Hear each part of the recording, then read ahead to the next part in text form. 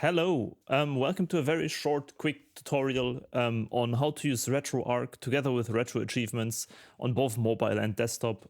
Many people have been asking about like how I do play with achievements and how do you set up RetroArch for that.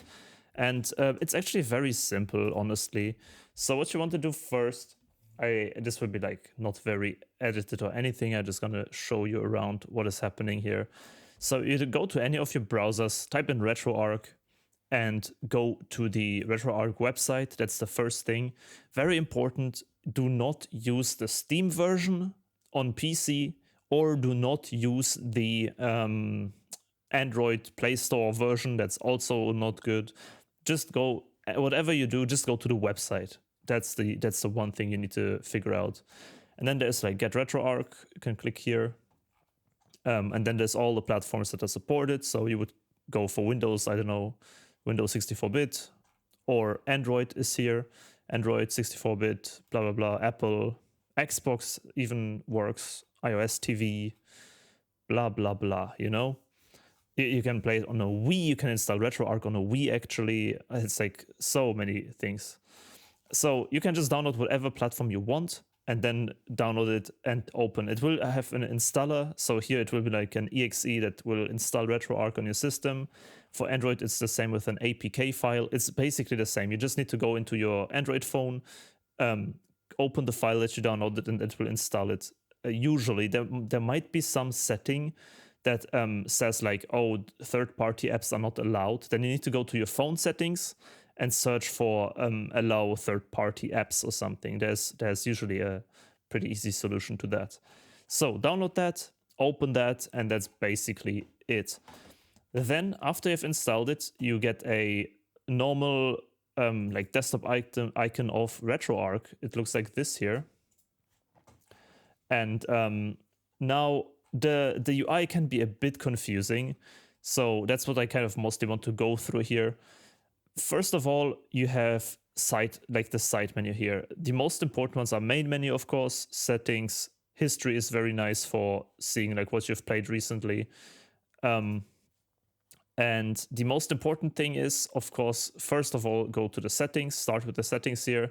There is lots of stuff you can set up. Important is achievements. If you want, you can set up your achievements here. You can log into RetroAchievements. Important, turn on hardcore mode, of course. If you want screenshots, you can do screenshots, unlock sounds, whatever you want. You can set up whatever you want in RetroArch. That's the kind of nice thing about it.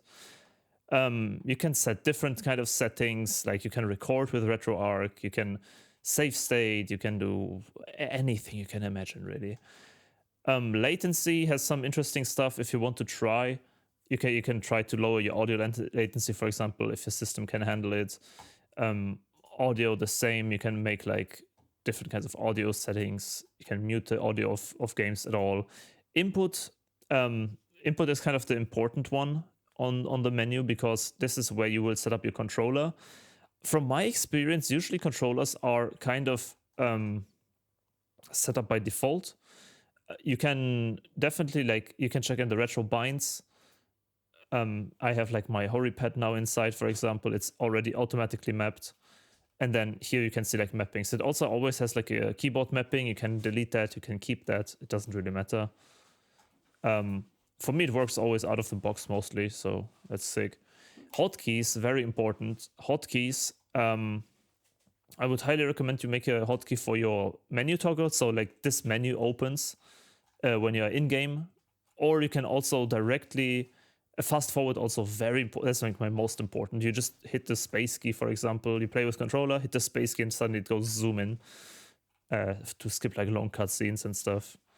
Anything else is like very preference based, but there's also one hotkey to go directly to the achievements, which is pretty cool. I don't have that set up, but it can be very useful. So can highly recommend to check it out. Look what is there.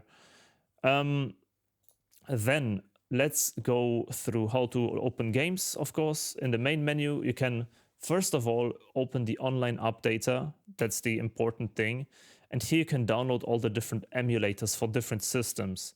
So you can go to the core downloader and you will see there's all of these emulators here. So once you install it, the first thing you kind of want to do is just like, okay, what systems do I want to play? Here, I want to play N64. So you scroll down, there will be a Nintendo section here soon. There, Nintendo.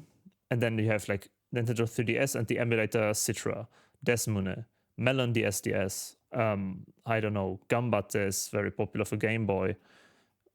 You know, you have all these choices, and then you just go ahead and click whatever you want to download. So I, for example, want to whatever, dude. I want to download Meson NES, and then it's downloaded. It's indicated here by this thing. Boom. And now I can play any NES game on the system. So you just like go in the beginning through all the list. You can also later do it, of course. On-demand thumbnails is pretty sick. Can highly recommend. It's cute. And the rest is kind of okay.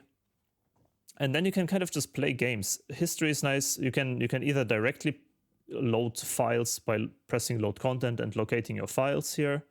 You can also import content. That's kind of like the cool way to do it, because you can scan like the whole directory. For example, I go like here. I go, for example, what do I have here? NES, punch out. Look at this, SM6 Super Mario Bros. And then it scans it, and you can like, I have like this directory, for example, with my ROMs. I could scan this entire thing. Also with right click, you go back. Like left click goes into the menu, right click goes back. And then it makes you automatically this like cool little NES thingy. Instantly has the thumbnail and stuff, and you can just press it, run it, and it's asked you with which emulator for the first time. And then, in theory, you can just run, look at that.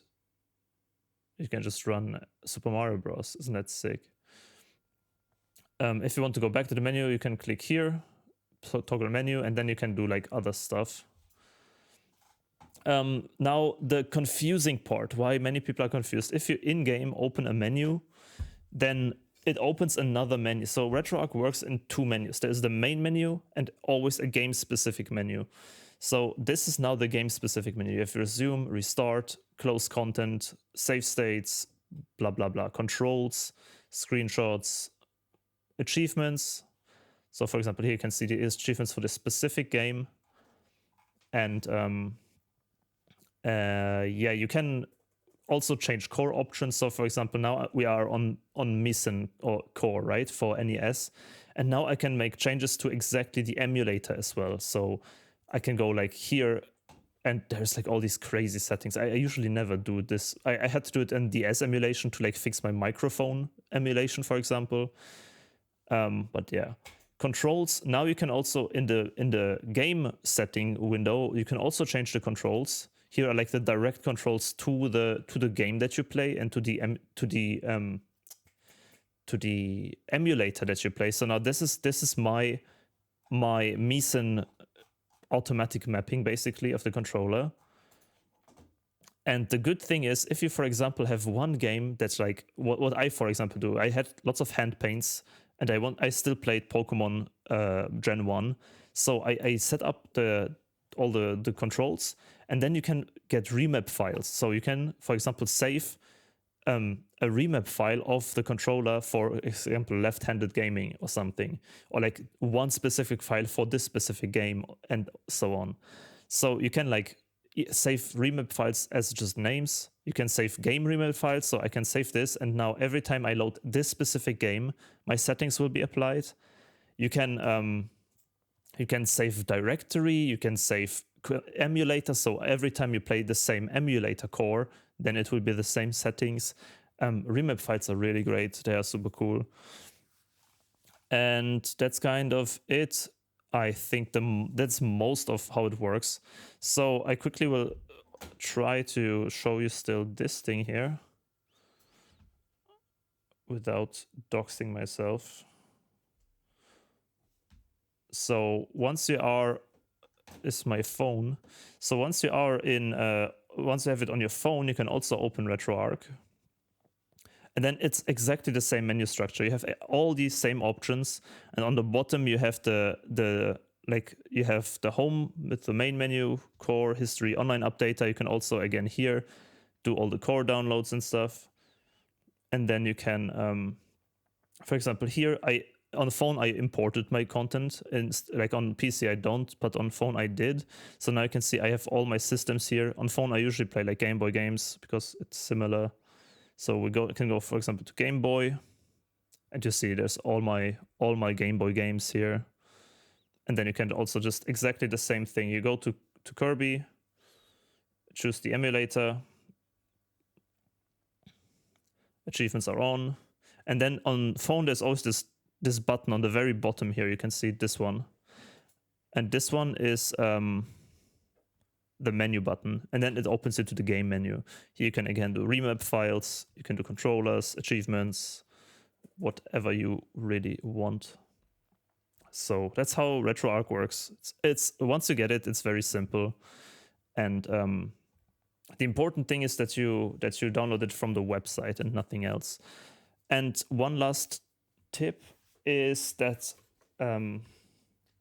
oh wait, I had one more good tip, but I don't know. Oh yeah, controllers on phone. If you play on phone, you can actually bind any kind of Bluetooth controller to your mobile phone, which is really cool. So if you have a Nintendo Switch Pro controller lying around, or I, for example, use the 8-bit though. I don't know if I have it here. I use this thing for my phone gameplay. Like, it's Bluetooth and it just works like out of the box. You don't need to set up anything. You can just literally play. I can connect this and play Kirby now with this thing, which is like sick. So I can highly recommend to get a controller. Also, the USB port works on phone. You can just, if you have like a micro USB adapter, so something like this, you know, this micro USB, and then here a USB port, you can literally just plug in an Xbox controller or something into your phone, and it works out of the box too. But yeah, that's it. Quick tutorial on RetroArch and RetroAchievements. Hope you enjoyed it, and see you around. Bye bye.